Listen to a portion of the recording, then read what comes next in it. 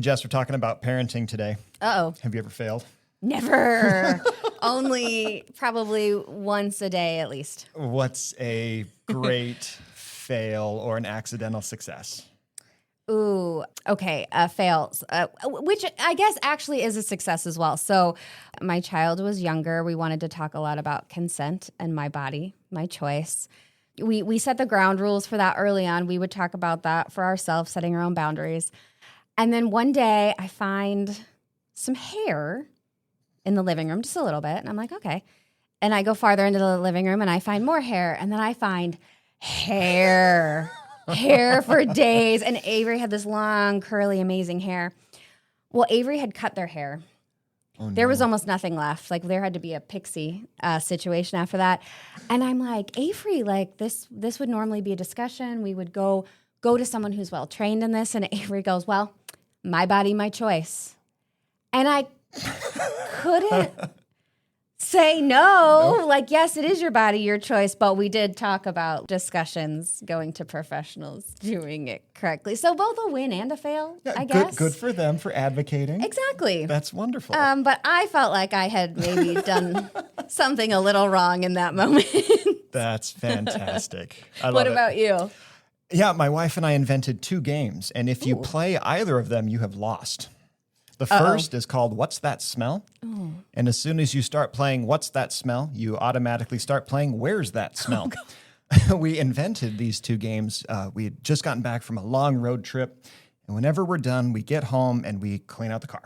We get everything ready to go, unpack it, the laundry going, all those things.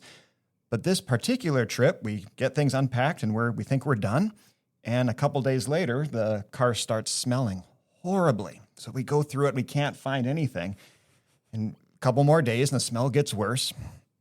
And then we decide to really dive in. Where did we miss? There has to be something here. We found a sippy cup with a little bit of what used to be milk in it. Oh. Way under the front seat. So I don't know how anything can get that far under the seat. But it can. But it can, and it does. And there may or may not have been a diaper in a Ziploc bag next to it. Thank God for Ziploc bags. Mm-hmm. So we played What's That Smell? Followed by a very frustrating round of Where's That Smell? And we lost for a long time. Mm-hmm. So, yeah, I would say that's a fail. But it also taught us to really make sure we get the car cleaned out. Oh, yeah. So the cup was just awful. It smelled like bad meat or good cheese. I'm not sure which. Ooh, or both. Or both. But, yeah, we lost. But we learned something, and that's good, I think. Mm-hmm. And that's kind of sums up parenting. That sums up parenting. Which we're going to talk about today. Yes.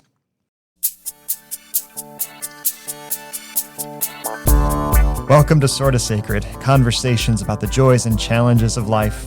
Together, we're finding something sorta sacred, even in the most normal parts of our days. That structure makes kids feel safe. And parenting is a hard job, and there's no handbook. There's no one size fits all. Start and just keep trying until you get it. And you will get it.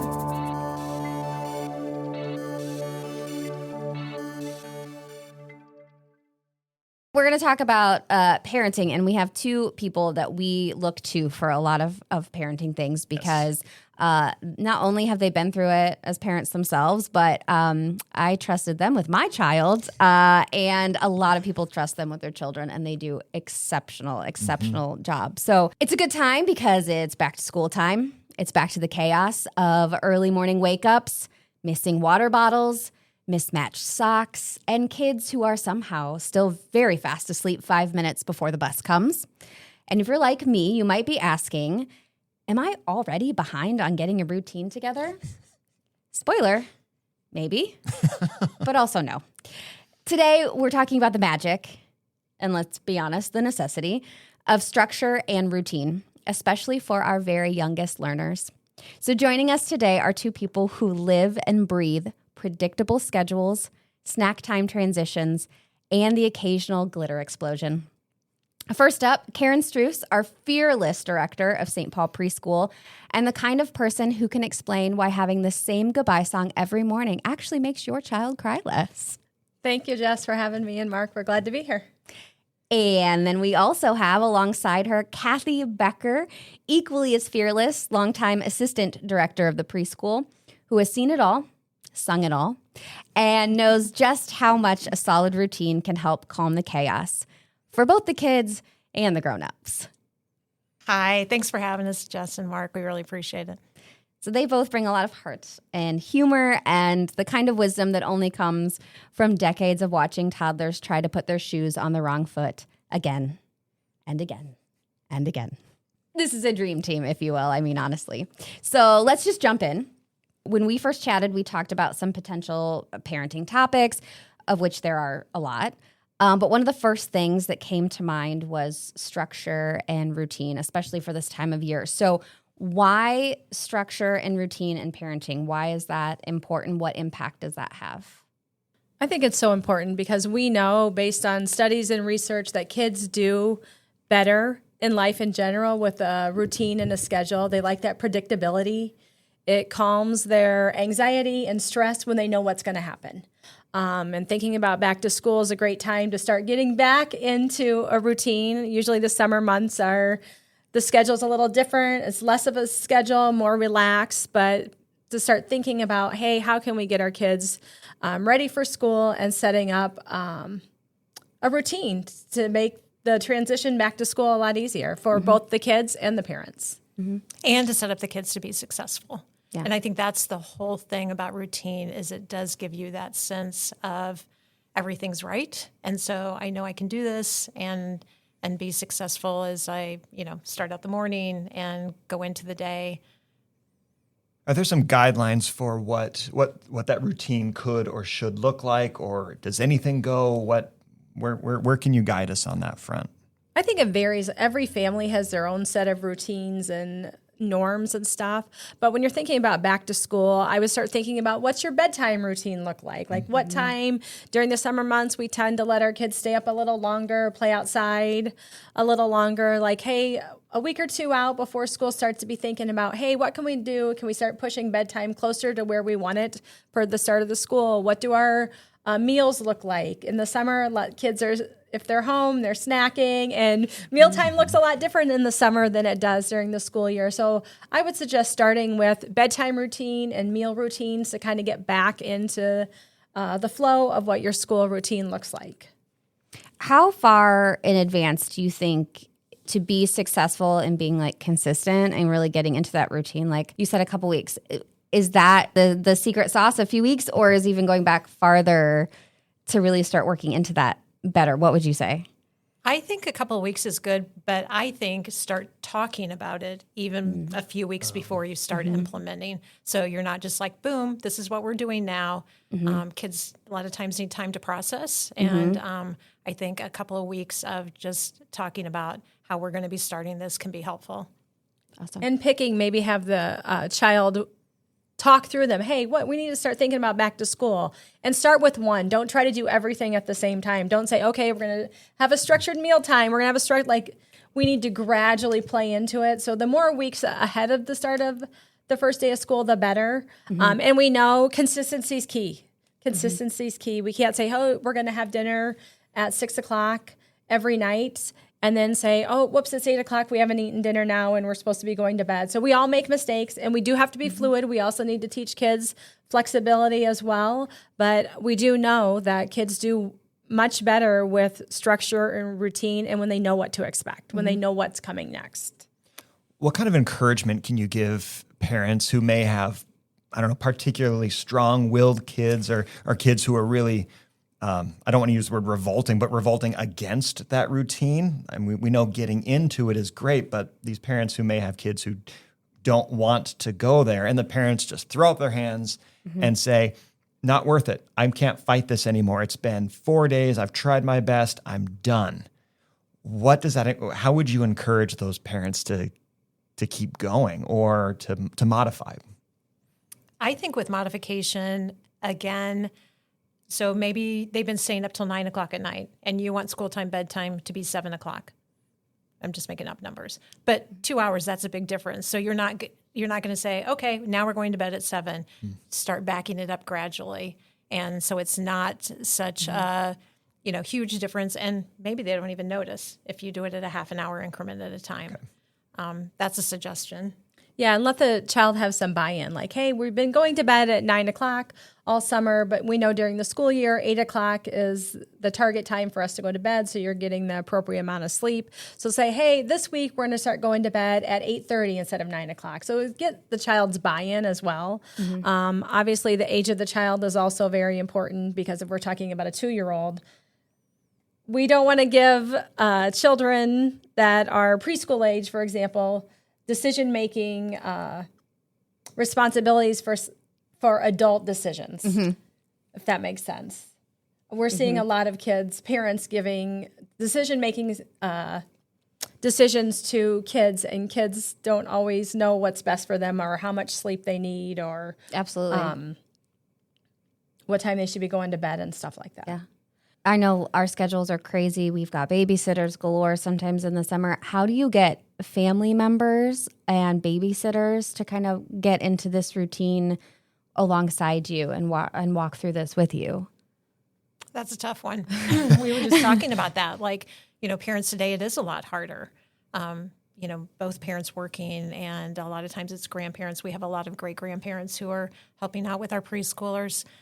I think you just talk about the importance, and you talk about how it really is the best thing for them. Mm-hmm. And creating a visual schedule is always good. We always use that at preschool, a visual schedule, so they know what's going to happen next. You can create that at home as well with your child. And so that if babysitter's coming over, they see the visual schedule and say, oh, okay, we're going to eat dinner. You usually eat dinner around 6 p.m. You read stories at 7:30, and you go to bed at 8. So then there's no question, right? The child's not responsible for telling the babysitter or grandma, hey, this is what time we eat dinner. It's posted somewhere in the house, whether it be the refrigerator, and bulletin board in the kitchen, something like that, or even in their bedroom somewhere. Kids also like to check things off. So if you can get them involved and say, hey, once we've done this, let's check that off. Or we're going to put a sticker on it. Yep. Or I like doing that. Yes. Yeah, how about stickers? Like you've accomplished We can get something, stickers, right? It gives yeah. you a sense of pride and ownership that Right. you've accomplished Right. something. Yeah. Yep. Exactly. And if you can really get the kids to buy in, they may be where they're going to grandma and saying, hey, pointing to the chart, it's dinner time, and, maybe kind of helping to lead the way some. Yeah.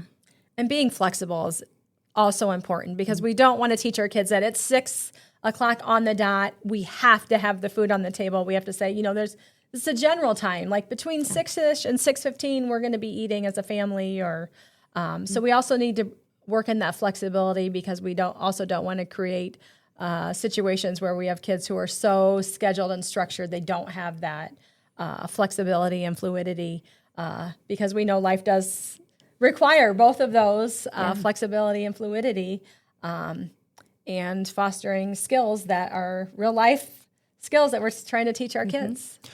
What words can parents use? Because there's that balance, right, between here's the schedule and here's the ish. So dinner's going to be at 5:30 ish. How do you build into that to our kids today that with language? How do you build in that flexibility? What does that look like? That balance between the time and the flexibility. How do you communicate that? You call that the ishness. Ishness. Yeah. I love that. Copyright. I would say we talk to kids about our goal. Like, our goal is to be together around the table at 6-ish. That means sometimes it might be a little bit before 6. It might be a little bit after 6. And just talking about what flexibility means. That flexibility means that, hey, we have a plan. This is what our goal is. But sometimes our goals have to be changed or modified. And that's okay too. And I think admitting as an adult that, hey, sometimes our schedule doesn't go as planned. Like, mom planned to have dinner or dad planned to have dinner on the table at 6, but guess what? He got stuck on a phone call. He got home late from work. We have to be fluid and can talk about, well, hey, so it's already 6 o'clock and we're just starting dinner. What can we all do to jump in to help to reach our goal? Mm-hmm. I think also paying more attention to, like you say, this is our family time. This is our time to be together, and concentrating more on that than the actual time component. So you're hitting, it's a general time, but we're really focusing on this is our family time when we sit together and eat. Yeah. So I know I've always been a night owl. My husband's very much a morning person. our child is leaning toward the night owlish. Is there anything, to do to kind of help play into children's natural rhythms as well? I mean, is it okay for them to stay up a little later and sleep in a little? I know I always struggled with that myself. Sure. Still do, because I'm not a morning person. But, is there anything you can do to kind of help your child with those natural rhythms, but still kind of succeed in setting those routines? I think that's a happy balance. We know every child's different. There's no one size fits all approach. So some kids may do well on less sleep. Some kids may need more sleep. For example, my oldest daughter, she needed at least 9 hours of sleep once she started school. I mean, if she didn't have 9 hours, she was just a bear. She would come home from school and crying, and she wouldn't even know what she was crying about. My other daughter, she didn't require that much. Like, she was good on 7 and 8. So you got to be a little flexible. Know your kids. If you have a night owl, but they're not getting up from school, is different if they're a night owl and they're willingly getting up on time. So that's a little bit of the difference. And I think you can talk to your kids about the importance of sleep. What happens when you sleep? What does your body do? Your body's regenerating, your brain's resting and getting ready for the next day. So depending on the age of the child, you can also talk about why is sleep important? Why do different people need different amounts of sleep, and all that kind of stuff can help. Yeah. Obviously, that's more applicable to older kids than preschoolers. But I think, it's always good to start those conversations with your kids. They're like, hey, why do we have a bedtime? We have a bedtime for this reason.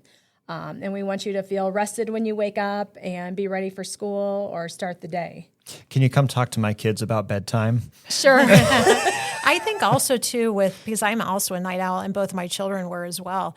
I think, too, if you know that, and then they're not going to go to sleep quite as early, but you've still got that early morning time. Okay, what can we do the night before?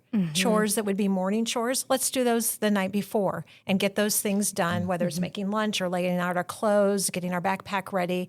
So then maybe they do sleep a little bit later in the morning, and you can kind of compensate that way as well. Yeah. Or they may not want to go to bed at 8 o'clock, but maybe we say, hey, at 8 o'clock, we're in our bed and we're reading quietly or having some downtime. I think is also, obviously we can't force a child to fall asleep, but we can say, hey, at 8 o'clock, it's our quiet time. Grab a book, listen to music or a book on your, I was going to say your phone, but hopefully our little kids aren't having phones in their room. I wanted you to say book on tape. Yeah, We just say book on tape. I almost did say book on tape. But just know that it's good to slow your body down at the end of the night, and teaching them that's good for everybody, not only kids or adults. And watching screens right before you go to bed is just like drinking how much caffeine? I don't have the exact quote, but it's like drinking so many cups of coffee or having so much caffeine if you're watching your phone or iPad or tablet right before bed. So I was going to say, you mentioned phone, and I know a lot of kids have tablets and things. How long before bed should you be off of a screen? Couple hours? Studies are saying about 2 hours, ideally 2 hours.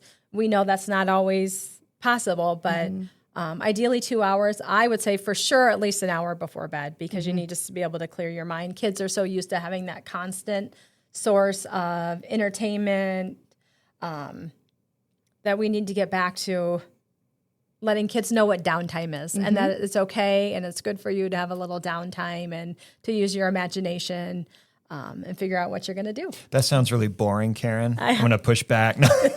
Boring is not a bad thing. No, boring is not a bad thing. Yes. It's conversation. That's a whole nother podcast about overscheduling kids. And also a whole nother podcast about kids learning to rely on themselves for, quote, entertainment versus always relying on a tablet, a TV, a parent. That's a good way to ease into that as well. I know you mentioned consistency. How many times do you try until you get it right? You keep doing it and doing it and doing it. And some days you're going to do it really well. And other days where you're like, I don't have the energy. And that's okay too. Admitting that, just to be as consistent as we can. And we are human beings, so we know that we are going to make mistakes, but then we admit to our kids, hey, guess what? We made a mistake. Mom didn't get dinner on the table, totally forgot that our plan was to have dinner tonight at 6 o'clock. But just being forthright with your kids, admitting we all make mistakes. It's okay to make mistakes, but it's also appropriate to say, I'm sorry, I learned from my mistakes, and teaching kids that that's how you do learn, is through mistakes. If we don't let kids make mistakes, that's not a good thing either, because they don't learn. So there's a beautiful model in there. I think parents, speaking for myself, I put a lot of pressure on myself, and my wife does too, to be the best that we possibly can be. And sometimes we know that a proper direction is best. In this case, these routines and making sure everything is laid out well, but we fail at these a lot. And I hear a lot of love coming from the two of you, and that, this is the ideal, and this is what we need to be working towards, and we need to establish this. But as a parent, when you fail, it's not if, it's a when. Admit it. Exactly. And give yourself grace. And give yourself some grace. Yes, absolutely. Thank you for naming that, because that I don't think, especially parents of preschoolers, want to give themselves that grace. It's all or nothing. We're going to be perfect or throw our hands up in the air. But that ability to collect, to regather, and try again, I think that's beautiful, and that's really life-giving. And parenting is a hard job, and there's no handbook. There's no one size fits all that if you do it this, you're guaranteed this outcome. So you need to, like Kathy said, give yourself some grace and realize, hey, this is a hard job. There's no handbook. If we know better, we do better, right? If we know better, we do better. So I think those are all things that we need to do as parents, and the age of the child also is very important of where we're at this piece, and how much grace and how much decision making and how much buy-in they have. And the younger they are, the schedule and the routine is so much more important. So important. And we see that in the classroom. So every one of our classrooms follows the schedule. It's a visual schedule the kids can see. And if it even gets off just a little bit, they notice, we were going to have snack, but maybe it got turned around for some reason. And they notice and they pick up on it, and they'll say, but it's snack time. So they rely on that guidance. And I just think it's super important for parents to understand how really, really important it is to establish those routines. Our schedules are pretty specific to our classrooms. Yeah, okay. But I'm sure there's online resources. But it's talking about, like, what do you do the first thing when you wake up in the morning? What do you do? Some families, they can pick out their child's clothes, or the child can pick out their clothes. Other families, my oldest daughter, that was a non-negotiable. That had to be done the night before, because otherwise she's crying, I don't like the way this outfit fits, doesn't look. And then we were just having those power struggles. And we just decided, hey, we picked out 2 outfits the night ahead. So then the next day, she had that choice. She could wear outfit A or outfit B that she had pre-approved, just to make your mornings go a little smoother. So I think that schedule is going to look a little different for every family. My youngest daughter, she couldn't care less what she wore. So she just woke up in the morning and grabbed something out of her drawer, and there was no fussing about it. But and again, back to the night owls. If you have kiddos that are night owls, you want decisions to be made when they're in their, peak functioning hours. You don't want it to be in the morning where you don't want anybody to speak to you. I'm saying this from I feel very seen right now, Kathy. Yeah. I think the other morning I was like, my husband and I didn't speak for 45 minutes. I mean, we like, good morning, how'd you sleep? And then we just didn't want to talk. And I think if you've got those kids that are night owls, then you want to be getting as much done the night before, so that there's less drama and conflict in the morning. Yeah, from deciding what you're wearing to picking out lunch, go through the backpack to make sure all the library books are in the backpack and ready to be returned, and your homework's done. That's stuff you can't do in the morning if you have a night owl. I'm not mentally capable of helping my child through that in the morning. Right. So we do overnight oat prep. We do food prep. Yep. We do all of that at night. But then my husband, the wonderful morning person, will get up and make sure everything is organized, in order, ready to go, and then usually sends us a very beautiful organized text that coffee is ready and this is on the table. And so it's a good balance. I feel very spoiled right now. Thank you. Wonderful husband. Yeah, thanks, Tom. Appreciate that. Yeah, could he just kind of come around to all of our houses? Yeah, I think he's free. Yeah. So we're talking a lot about the beauty of these routines and rituals at home, and how that can benefit home life in some really beautiful ways. How do you see this playing out in the classroom? Transition to that level for just a minute.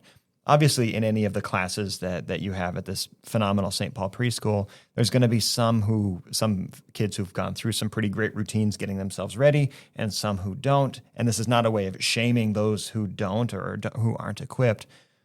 But how are you seeing the kids when they're all assembled interacting, and how does that affect the group? How does that affect their education? Can you talk about the natural consequences of having or not having these schedules? We're very intentional. Those first couple of weeks of schools, that's what our teacher's main job is. Those first couple of weeks is to teach the routines. So our first 2 weeks of school, we have a third teacher in the classroom. So there's a sub in every classroom so that teachers can take small groups of kids and walk through. This is our routine. In the morning, you come to the door, you pick a morning greeting. And then once you pick the morning greeting, you come into your cubby and drop your coat and backpack off. And then depending on the class, you may come to a small group table. So we are very intentional in teaching those kids because we know that a lot of those kids do not have that background. This is their first experience at school. And so we're very intentional in teaching those procedures and routines. And that includes in the classroom, transitioning just to go to the bathroom, to wash your hands, to go outside to play. So we're very intentional in all that. And we go over that with the teachers at orientation about we can't expect that all of our kids in our class know how to hang up your backpack, how to wash your hands. So we take it to the basics. When you say, Kathy, like we teach them how to wash their hands. There's a procedure posted by the sink. You turn on the water, you get your hands wet, then you do the soap, and then you rinse for 20 seconds. So we're very intentional in our teachings of small kids because it is important that they get the foundation. I think, too, another thing that I think that we're really good at, too, is we have kids who struggle with transition. And maybe they just get, hyper-focused on what they're doing. So we will use some visual cues, as well as vocal. But, we may set up a timer. So, Mark, turning off the lights. When the timer is down, then you're going to have to be done with the blocks, and we're going to go to circle time. Or Mark. Turning out the lights as a reminder. I love circle time. And giving lots of verbal reminders, especially in the beginning of the year. As the year goes on, the kids know. They know the routine. And again, the visual reminders up there so they know if right now we're a large group and then the next thing is going to be snack. But giving lots of verbal cues as well, like 5 more minutes and this is going to happen. Mm-hmm. And we know all kids learn differently. So some kids do better visually, some need audio. So that's important why we don't just try one method. The teacher doesn't say it's cleanup time. We do different tactics because we know all kids don't learn different. Yeah. Good reminder for parents too. Yes. Be mindful of how your kids can best receive that information. If something isn't working, try again. Yep. Again, and just give because yourself they're some grace. parented in the same house by the same parents with the same set of rules doesn't mean they learn the same. They still have to be parented differently. And lots of parents will say that, I don't know what's different with my youngest. We do everything the same, but guess what? They're different kids and they learn differently, and we need to be accepting of that and know that, hey, we shouldn't be comparing our kids. They're different individuals and have different things to bring to the table, and they need to be parented sometimes a little differently as well. Sometimes a lot differently. A lot differently, yes. Yeah. You can't get that first one and be like, okay, we've learned it all. We're good. Expert. Yeah, and we're an expert. And then the second one comes along and you're like, oh, maybe we're not. And we hear that time after time. We do. Oh, you had our 3-year-old. Now you wait till you have our 2-year-old. She will rewrite the book because we've done everything the same and her personality is just different. And we say, that's okay. That's okay. We celebrate those differences, right? Yep. Or we should be. Absolutely. Yeah. I just want to follow up on something you said earlier, Kathy. You mentioned setting your kids up for success. How does structuring routines early on in their life help carry through to as they age and get older, to establishing those things for themselves? Well, I think it just becomes hopefully, part of their life and how they carry through. I don't know that parents understand how that structure makes kids feel safe. It makes them feel safe and makes them feel in control. And then hopefully that is that building block for as they grow and how they handle the same things later on in life. And it reduces their anxiety, It stress, absolutely- because they know exactly what's going to happen. It's no different than an adult who comes to work and you kind of have a plan in your mind about what's going to happen in the day, and then something totally unexpected, and you're like, I had all this stuff to do, and then XYZ happened, and I had to pivot. So yeah, I think it just gives kids a sense of comfort and relief, and that they know what the expectation is, what's going to happen. Karen and I just had a conversation last week, and I don't know how we got on the subject of substitute teachers. And I said, substitute teachers are wonderful.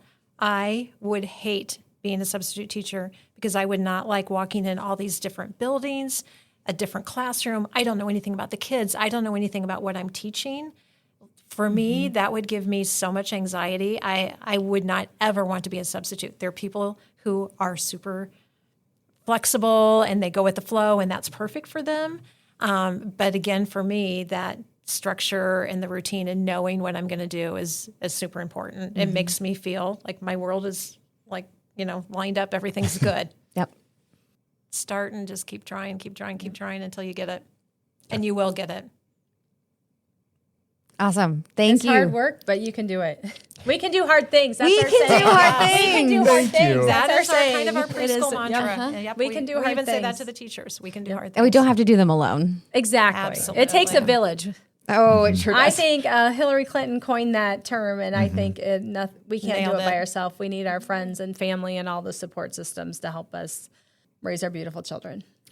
We're going to have the two of you back just so you can encourage us some more. I know that Jess and I, we don't have preschoolers anymore, but parenting is still just really, really hard. I would say it doesn't So- get any easier. It So doesn't we're It like- get doesn't any get easier. easier when they're adults. Yeah, thank you for Yes. that. That's You don't really have any- helpful for I'm me sorry, right now. but I'm trying to prepare you for the Okay, okay, transition. okay. Yeah, because you have no control whatsoever, but you still worry and you still have an opinion. And One of my other favorite sayings are, the days are long, but the years are short. Yes. And that's so true. for That's sure. crazy. But when you're in the heat of it sometimes and you haven't slept and your kid's been sick and then the other child's sick, you just feel like the days are just so long. But guess what? The days are long, but years are short. The cliche is real. Yes, The time, absolutely. the time goes quickly, Absolutely. even if it doesn't. Absolutely. Yeah. Well, thank you both. This has been fantastic. I hope Thanks to for have having you us. on for Thanks for some having us. more conversation on some other parenting topics, but this has been really, really helpful. So thank you. Great. Thank you.